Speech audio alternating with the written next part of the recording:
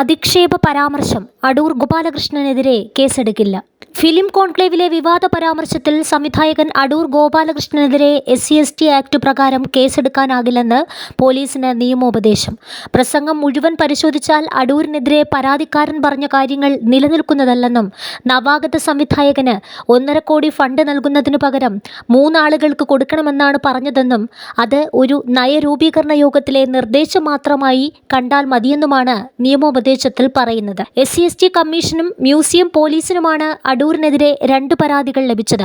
സംഭവത്തിൽ പട്ടികജാതി പട്ടികവർഗ കമ്മീഷൻ 10 ദിവസത്തിനുള്ളിൽ പോലീസിനോട് റിപ്പോർട്ട് ആവശ്യപ്പെട്ടിരുന്നു.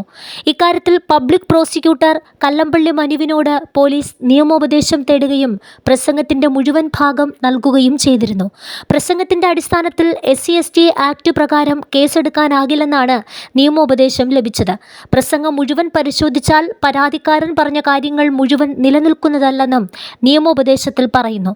SC/ST വിഭാഗത്തിനും സ്ത്രീകൾക്കും നൽകുന്ന ഫണ്ട് നിർത്തലാക്കണമെന്നോ അത്തരമൊരു വിഭാഗത്തിന് ഫണ്ട് നൽകരുതെന്നോ പ്രസംഗത്തിൽ പറയുന്നില്ല.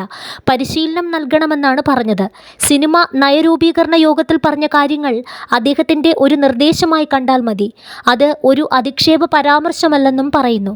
അടൂരിനെതിരെ പരാതിയിൽ ഉന്നയിച്ച വകുപ്പുകൾ പ്രകാരം കേസെടുക്കാനാകില്ലെന്ന നിയമോപദേശമാണ് പോലീസിന് ലഭിച്ചത്. അടൂരിന്റെ പരാമർശം വന്നതിന് പിന്നാലെ അതേ വേദിയിൽ വെച്ച് മന്ത്രി സജി ചെറിയാൻ അടൂരിന്റെ പ്രസ്താവനയെ തിരുത്തിയിരുന്നു. VN വാസവൻ മാത്രമാണ് സർക്കാർ പക്ഷത്ത് നിന്ന് അടൂരിന് അനുകൂലമായ ഒരു നിലപാട് എടുത്തിരുന്നത്.